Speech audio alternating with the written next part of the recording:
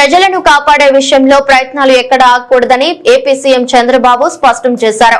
వరద పరిస్థితిపై సోమవారం ఉదయం విజయవాడ కలెక్టరేట్ లో అధికారులతో ఆయన ఉన్నత స్థాయి సమీక్ష నిర్వహించారు. ఒక్క రాత్రి ధైర్యంగా ఉండాలని ముంపు ప్రాంతాల ప్రజలకు హామీ ఇచ్చానని సీఎం చంద్రబాబు తెలిపారు. ఆ హామీ నిలబెట్టుకునే దిశగా యంత్రాంగం పనిచేయాలన్నారు. ఎంతమందిని రక్షించగలిగామన్నదే మన లక్ష్యం కావాలన్నారు. బోట్లు కూడా కొట్టుకుపోయే సవాళ్లు మన ముందున్నాయన్నారు. బోట్లలో వచ్చిన వారిని తరలించేందుకు బస్సులు సిద్ధంగా ఉంచాలన్నారు. అవసరమైతే వృద్ధులు, రోగులు ఇబ్బంది పడకుండా హోటళ్లలోనే ఉంచాలని ఆదేశించారు. బాధితుల కోసం కళ్యాణ మండపాలు, ఇతర కేంద్రాలు సిద్ధం చేయాలన్నారు. మొత్తం 47 కేంద్రాలు గుర్తించామని సీఎం కు అధికారులు వివరించారు.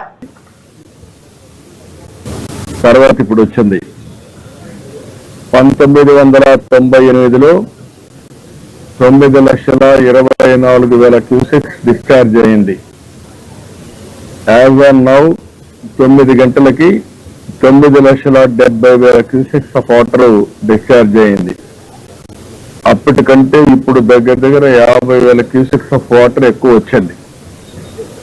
ఇది ఇంకా పెరిగే అవకాశం కూడా కనపడుస్తా ఉంది. ఈరోజు మనం చూసినప్పుడు అన్ని రిజర్వాయర్లు ఫుల్ అయినాయి. అదే సమయంలో ఈరోజు ఊహించిన విధంగా ఈ తుఫాన్ రావడం, ఈ తుఫాన్ వల్ల ఏవైతే తెలంగాణలో ఉండే ఈ యొక్క బొడమేరు ఇలాంటివన్నీ కూడా పెద్ద ఎత్తున అక్కడ వర్షాలు పడడం, ఆ క్యాచ్మెంట్ కూడా వాటర్ అంతా ఇక్కడికి వచ్చే పరిస్థితి వచ్చింది. ఇప్పుడు దీనివల్ల ఇంకా కూడా కొద్దిగా పెరిగే అవకాశాలు ఉన్నాయి. ఇప్పటికే కొన్ని ప్రాంతాలు బాగా ప్రమాదంగా తయారయ్యే పరిస్థితి వచ్చింది. ఇప్పటికే మనం ఒక పక్క చూస్తే ఏదైతే సింగనగర్తో తోడుగా కృష్ణా లంకలో కూడా కొన్ని నీళ్లు వచ్చే పరిస్థితి వచ్చింది. ఇది కాకుండా ఇబ్రహీంపట్నంలో కూడా కొన్ని నీళ్లు వచ్చే పరిస్థితికి వచ్చింది. ఇవన్నీ కూడా చాలా బాధాకరమైన సంఘటన, ఊహించని సంఘటన.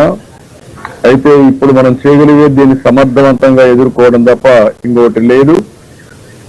ఇందులో 2 ఉన్నాయి. ఒక పక్క అకాల వర్షాలు, కుంభవృష్టిగా వర్షం పడడం. ఇక్కడ గుంటూరు, విజయవాడలో చరిత్రలో ఎప్పుడూ పడని విధంగా 20 నుంచి 35 సెంటీమీటర్ల వర్షపాతం పడింది. దీనికి తగినట్టు